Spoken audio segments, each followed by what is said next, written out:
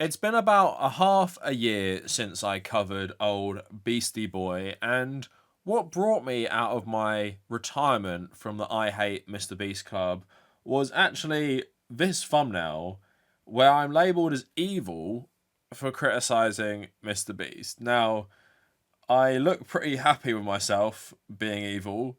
I think they should have changed the label to Muad'Dib because I predicted his downfall and I was the first YouTuber to call him out. But anyway, this video isn't really a new video. It's like an AI edit of a previous video that was talking about me criticizing Mr. Beast like way before he was supposedly cancelled. And I wanted to just talk about him today because he's had numerous tweets that have put him back in the conversation, going viral. And he's talking more about new charity ventures he's doing. And I want this video to kind of serve as like, let's just think about previous good rich people. Let's think about people who had good reputations, who wanted to help people, who wanted to use the mechanisms of capitalism to improve the world.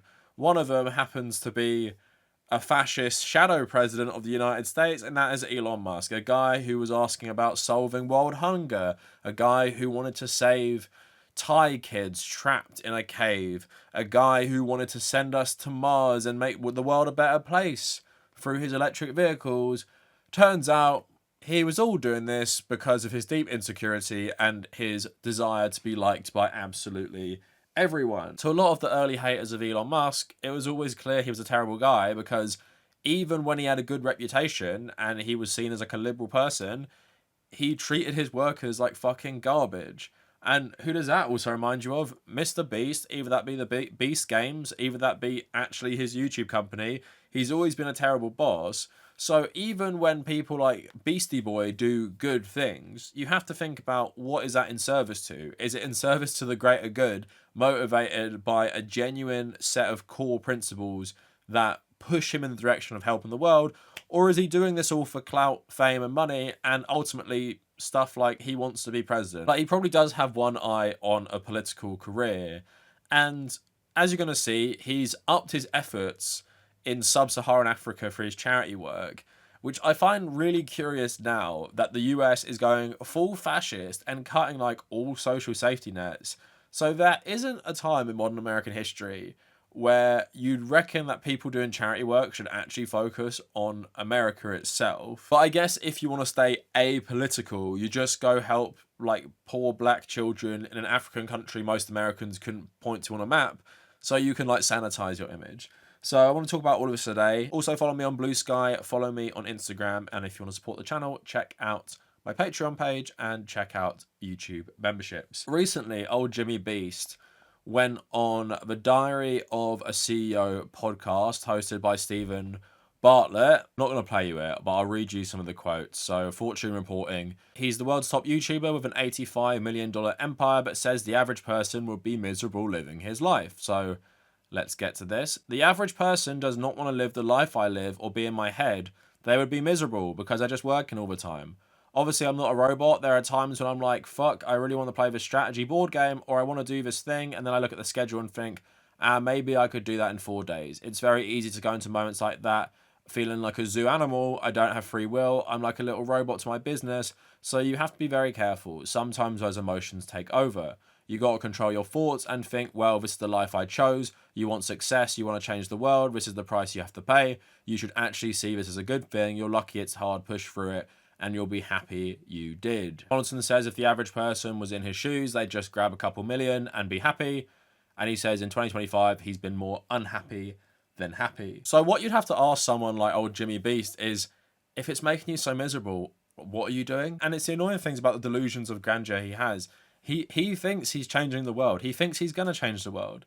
He thinks one good billionaire, he's on the way to becoming a billionaire, is what we need to solve a world that is descending into oligarchy and environmental disaster. This guy seems to live in a time capsule from the 1990s where people actually still thought like this and people actually still wanted people like this. No one wants you to be the savior. No one wants you to help out the world in the way you see. If Mr. Beast actually wanted to help the world, he could be far more effective by starting at home. Like, I was thinking recently, Robert F. Kennedy is like one of the most dangerous men in the world right now. in terms of potentially allowing another pandemic to happen, there's so much he could do, Mr. Beast, in terms of like lobbying, campaigning, making YouTube videos about the health crisis in America. Because he often says, like, oh, you know, I gave amputees new legs. A YouTuber shouldn't have to do this. But when you are completely divorced from a coherent political ideology, the only solution he can think of is I'm going to pay for X amount of people to have this and put it in a video, and that like raises awareness to the issue. It doesn't. We all know it's a massive problem. Most Americans know the healthcare system is absolutely fucked up. And most people know that like 40,000 Americans die every year without health insurance coverage. So like, why don't you focus on that stuff and stuff where you can actually make a difference? But he has this like delusion of grandeur that he's going to be our like savior around the world. And that might explain his complete focus on Africa. So I want to contrast this as well, because again, think about Elon Musk, think about Mark Zuckerberg, think about these people who had this image, the good guy, the people who gave to charity, the people who did charity work, the people who provided free internet to poor countries, the people who said they were going to solve world hunger or whatever. This is his idea for new videos. I have a pilot living in a $2.5 million private jet, and if he doesn't leave for 100 days, he keeps it. A cop criminal in a jail, and if they don't leave for 100 days, they win $500,000. And someone living in a gym until he loses £100 for $500,000. Can't wait to upload these. Are these video ideas the sign of someone who has a good moral compass? I'm going to take people's need for money and desire to better their lives and do a human experiment that I've seemingly copied from like Black Mirror or something, and see how long it takes someone to lose £100, and I'll give them 500 grand if they do it for my YouTube video, which will make way more than that. This guy seems to have not learned any lessons of why people don't like him, and you can do all the charity work in the world. If you're still doing stuff like this, people are always going to doubt that you have any good intentions, because this is just like psycho shit. And someone replied, which he responded to, I get it's for content for the algorithm, but at what point do you just admit that you like forcing random people to live in small spaces? Like, at what point does this say something freaky about you? Beast replying, the person in the gym is the healthiest, happiest he's ever been. With a massive team, we provided him to help achieve his goals, healthily and sustainability. And it's a big space. The pilot loves flying, and now he can fly anywhere he wants for free while becoming a millionaire. And the cop/criminal get to see the other's perspective and learn from the other side. All wanted to do the challenges and obviously can leave whenever. I don't force them to do anything. Person replying, regardless of the conditions, you can't exactly deny that a significant chunk of your videos are about keeping people in small spaces here. And this goes from this stunt to like the Beast games generally. You can say everything's consensual and legally that will have you covered. But again, he doesn't realize the savior of humanity who's going to use capitalism to save the world. He doesn't know that if you offer someone $500,000, they're going to do anything you say. When that whole scandal came out last year, that guy called Jake Weddle talked about being in solitary confinement. And obviously, yeah, he could leave whenever he wanted. But he talks about like his own upbringing and where he came from and like the amount of money being offered, just saying like, to him, it wasn't really feasible to leave because of all these conditions. Like, yeah, technically, he could have just walked out the door. And I'm sure all of these people can just walk out the door. But if someone is saying to you for, 100 days, spend it in a gym and I'll give you 500 grand, how many people are going to say yes? Especially in the context of America right now where so many people are struggling. How he actually doesn't see this being a problem. You're putting people in those situations for others' entertainment and for your profit. And we're meant to take you seriously when you say you want to change the world and make it a better place. Why do you have to do this? Like, loads of your videos don't involve stuff like this, but then randomly every so often it comes up. Like the person was saying, does it say something about you? Do you just like putting people in like small spaces and making them stay there for like months for money? Like, what the actual hell is wrong with this person? And I just hate we live in a world where all of this is normalized and YouTube don't have a problem with anything this guy does. And again, he's the guy who has the amount of resources where he claims like shut down tourism to the pyramids so he can run around them. Stuff people would absolutely dream of doing if they love this shit. He just does it randomly on like a whim for a video. So he can do all of that, but for some reason he still has to do these stupid stunts. Again, it pretty much tells you everything you need to know about this guy. It doesn't matter about the charity work and all the charity work that he is even less involved in than normal, because if you watch his charity channel now, he films his part of the video seemingly in America and he doesn't actually go to any of the countries anymore. That's done by his charity team, so he's even less involved. So when you see other tweets like this, dear ultra rich people on Twitter, I've been working on a video where we feed people in need globally, and if any of you wouldn't mind donating $1 million to help us feed more people, that'd mean the world to me, pretty please. And again, like, he's just a child. Like, if you're a child, you think that rich people can buy lots of food and feed people, that solves the problem. And I'm not telling Mr. Beast to like end global capitalism, but all of this is just completely self-serving, because if he doesn't know that this doesn't matter, like a bunch of rich people getting together and paying for loads of foods, yeah, it will help feed a group of people for a certain amount of time, but then the situation will go completely back to how it was, which made them hungry in the first place, which sadly, yes, a lot of the places that are starving right now are facing either climate catastrophe or their countries ravaged by Western colonial capitalism, like sub-Saharan Africa, so they suffer at our expense. Despite the fact they grow a lot of our food in the first place, they suffer because we extract all their resources for ourselves. So what even is this? Dangle money in front of people to go to a gym for 100 days and lose 100 pounds, then ask a bunch of rich people to help you feed everyone. Like, we've seen this play out so many times as well. Like Live Aid, Make Poverty History, all these Western celebrity campaigns where they all pool their resources to help a poor country and feel good about it, and then we all just go back to normal, and that money doesn't usually make much of a difference anyway. And I've actually made a whole video about Mr. Beast's charity work in Africa, which I don't want to go over again. Like, go watch that video if you want to, but I want to talk about this. So he says, to help get kids out of child labour on cocoa farms in West Africa, we started giving away free breakfast at schools. And one school's attendance is already up 10% in the first week.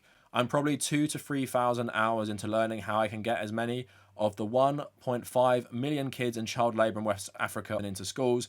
I've surrounded myself with the greatest minds, and I feel like I know more about child labour in Africa than I do YouTube now. Over these next 12 months, I hope to make a lot of progress and bring you all along for the journey. I fear if someone with my influence can't fix this, no one can. I'm dedicated to the mission. So obviously people are going to immediately say, Kavernacle, you're such a hater. He's trying to make children's lives better. And there is nothing wrong, fundamentally, with wanting to make children's lives better. And if he somehow pulled this off, I would commend him, obviously. If you actually helped these children and you did it through the right organisations, which I assume he's trying to do, and you saved loads of these children from working in child labour on cocoa farms, then like, hats off to you. I'm happy you did that, despite the fact I think you're a terrible person. The same way I can recognise Bill Gates has done some good things with medicine while still not being a good guy. At the same time, I fear if someone with my influence can't fix this, no one can. But again, this guy is so brainwashed by neoliberalism. Why do you think you're the answer? Why do you think the world has been waiting for one good guy's saviour? We've seen this play out a million times. Like, you're not going to save these children, really. Like, you might do a good job, you might make inroads and might save certain communities, but you're not going to save these children from child labour, because you're not going to change the fundamentally the capitalist system, and you're not working at all towards that goal. Because, Mr. Beast, if you are so influential, if you're so wealthy, that you can solve this massive issue in West Africa, a giant part of the continent, why can't you change things in America, the country that designed and upholds this global capitalist system that often results in loads of children working in exploitative conditions for consumer products for the West, right? I don't want Mr. Beast to save us. I'm not asking for him to save us. But again, you have to think, if he actually wanted to make a difference in the world, and you live in a country like America, why wouldn't you just pour all that money into educating people in America, showing them the realities of the political issues, and maybe like lobbying politicians? Like, we've seen how corrupt the system is. So if you want to take your vast wealth, resources and everything, why don't you pressure US politicians to do what you want and make a difference? Or maybe even start local. Show everyone that North Carolina can be the place in America where children don't go hungry, where children have a great education, where everyone is looked after. You're so centered around this one region. Why don't you start there and show people you could make a difference if you change the way things are done? Why is it Africa? And it's Africa because if he actually wants to run for president, it is politically neutral generally, right? I am going to Africa to solve child labour. Most Americans are not going to have a problem with that because it's so far away. They don't understand how, their country contributes to things like this. And he does it and it makes him look great. It's not out of any moral desire to help children. He literally hired a predator to run his company. He doesn't care about children being protected. It's all just PR and his image. And yes, maybe something good can come out of this. I'm perfectly willing to entertain the notion he could do something in certain West African communities, but the whole centre on me, the individual, changing things as one person, and only I, with my sole drive and influence, can solve this issue of child labour in West Africa, it's just like such baby brain naive thinking. And I think all his resources, if he is so influential, can be put towards something better. But remember, this is the same guy who was calling up loads of rich people trying to get together to buy TikTok. And do we think all the people he was going to buy TikTok with were the, beacons of morality? Do we think all his business partners generally are the beacons of morality? We're going to get into this a bit more. Because what I loved about the Beast games being on Amazon is like British millennials and older British people who work in media got to experience Mr. Beast for the first time. So seeing all the takedowns in the British media and like the terrible reviews of his show was so funny. But I think also from the British perspective, we're a more classist society. And I said this in my video criticizing Hassan. Hassan doesn't exist in the UK. Firstly, no one will take him seriously, but I think anyone who grows up in the UK knows like certain displays of wealth and celebrity while trying to advocate for like political positions on the left is just really unrelatable and not a great strategy in the UK. I guess you can make the argument it is a good strategy in the US, which is more focused on celebrity, wealth, and all this other shit, but it just doesn't exist here. So that's why it was funny to see generally people look at this Mr. Beast and be like, what a freak this guy is, and just how gross even the show is. So like I already touched on, game shows fundamentally over their entire history have exploited people's desire to better their lives. When you're offering them such vast sums of money, especially shows that center on very average normal people, they're obviously going to go to great lengths to win that money.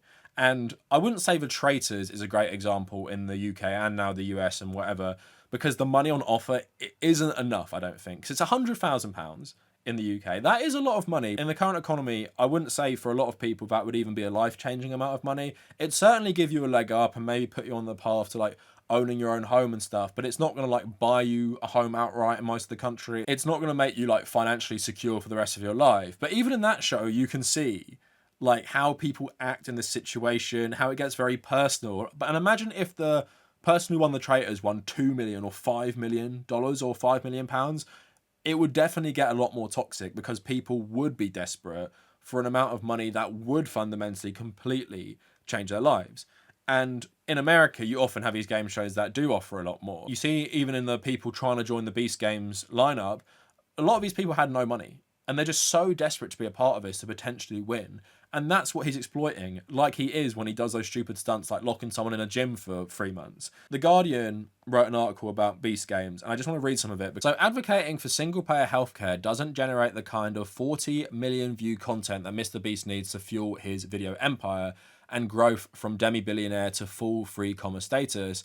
And supporting it would require him to acknowledge that the real reason for the ruinous state of American healthcare is the massive resistance from corporations that employ armies of lobbyists to preserve the status quo. Professional influence peddlers like former Republican state senator Tom Apodaca, who left his position as co-chair of the North Carolina Senate's Committee on Insurance in 2015 to launch a lucrative lobbying practice that represents the likes of Blue Cross Blue Shield, Optima Health, and Mr. Beast YouTube LLC. So yeah, getting in bed with a Republican lobbyist probably doesn't make me think you really want to change the world or the status quo or even want to tackle the heart of the issues in America generally, because you're not doing that and you're okay with all these super rich people and think just you guys can solve all our problems. The fact that Beast employs a right-wing lobbyist is hardly surprising, and one of the cringier aspects of the Beast games is its constant and blatant spotlighting of its sponsors, which include not just T-Mobile, but the online finance platform Moneyline. The latter offers AI-generated financial advice and high-interest Instacash advances, and has partnered with Donaldson for a Beast Games-themed sweepstakes that promises to bring the show's cash grab opportunities to users at home. Every episode of the show includes multiple instances of Jimmy Beast turning to the camera and promoting a QR code to download the app and participate in the $4.2 million Moneyline giveaway. Curiously, right as Beast Games was about to drop, Moneyline announced it was being acquired for $1 billion by Gen Digital, formerly known as Symantec, which owns identity theft prevention programs such as LifeLock and Norton Antivirus. This acquisition will allow Gen Digital to identify and super target the most vulnerable users on the internet with Moneyline payday loan offers. Its omnipresent branding on Beast Games will only help. Payday lenders focus their marketing efforts on groups facing dire economic precarity, those with less than a college degree and those earning less than $40,000 a year, and increasingly young people between 18 and 24, a profile that maps out perfectly to Mr. Beast Gen Z fan legions. Sum it up, Jimmy Beast lured a vast horde of individuals into his orbit with an ecosystem rampant with hypocrisy, where wealth is fetishized, altruism is corporatized, and faith is co-opted. He's accused of subjecting them to hazardous environmental conditions, providing them with insufficient healthcare and dangerous food and drug administration, and putting a team of partisan, unqualified bullies and sex pests in to supervise them. And other than a handful of resistors, they adore him for it. demanding that he keep the game going for future seasons and allow them, his devoted worshippers, to return it for more. So yeah, the Beast Games being like nothing more than a corporate marketing stunt based on maybe like a kind of spin-off from Squid Games, and his Squid Game video just says it all about like Mr. Beast. Like, why is he doing this? He claims that he lost money on this, right? That's bullshit. He always claims he loses money on his videos. If you lose money on everything you do, how are you worth like $500 million? And how do you make like $80 million a year? It's total bullshit, and it's total marketing of, oh my God, I do all this to bring attention to my charity and I lose money doing it. I am so selfless. That is so fucking stupid. And what was really vindicating about all the controversy around him last year is I've been saying that for a long time. And so many people who knew him personally said, yeah, he is obsessed with money. He has like a private chef. He lives in a very lavish home. He cares about all of his shit so much. And of course he does. Someone from just like an average background, making it big at 19, doing stunts like giving money to homeless people. Do you think he's going to be the bastion of morality who's living like a Buddhist monk on a mountain and having like no possessions and doing like just charity work all the time? Of course he doesn't. And what I'm trying to show people is, please don't fall for the rebrand. Like, people hate him, and I don't think people understand why they hated him last year. They mainly hated him for the drama reasons. They hated him because every single fucking slop tuber posted videos saying, oh my God, this is bad, Mr. Beast employed this person. But all of these people before were always defending Mr. Beast from criticism of people like me. I made that whole video called the Mr. Beast Defense Squad, where every time people would criticize Mr. Beast, and it used to be only a few of us, they would come out to be like, well, he's a good guy, he does charity work. And how are we just so fucking stupid? I guess it's like Americans dominating the internet, where they view this thing like the height of morality to do charity work, that you can forget everything bad someone has done because they do charity, and you can unquestionably accept their charity work as virtuous, because charity work is always inherently good. Not that all these people who've been terrible, like your Zuckerbergs, have previously done charity work. And now look at them. That is Mr. Beast in 20 years. That's Mr. Beast in 15 years. When Mr. Beast is part of this oligarchy as well, no one's going to be going around talking about, oh, he did charity work in West Africa. He's not going to solve child labour in West Africa. If he wanted to make a difference, he'd start where he lives, and he'd show us all what you can do as an individual in this system in America if you really wanted to. But again, he doesn't want to. He has Republican lobbyists. He cozies up to the ultra wealthy who perpetuate the system of misery that does result on child labourers working on cocoa farms for Western consumption. I'd even give him credit if he pushed some sort of political ideology while doing this and showing how American consumption causes things like this, but he's not going to do that. So what you're going to get is just charity adult film content for you and poverty adult film content, and you're going to consume it and convince yourself he's a good guy. And it's mainly designed for children without critical thinking skills who are going to grow up thinking Mr. Beast is the most amazing charitable guy ever, and maybe one day he runs for president and he gets your vote through those means. I really hope he doesn't become president, but at the same time, America is sliding into fascist oligarchy, and good guy Mr. Beast has nothing to say as Elon Musk, his hero, and Doge just slash all social safety nets,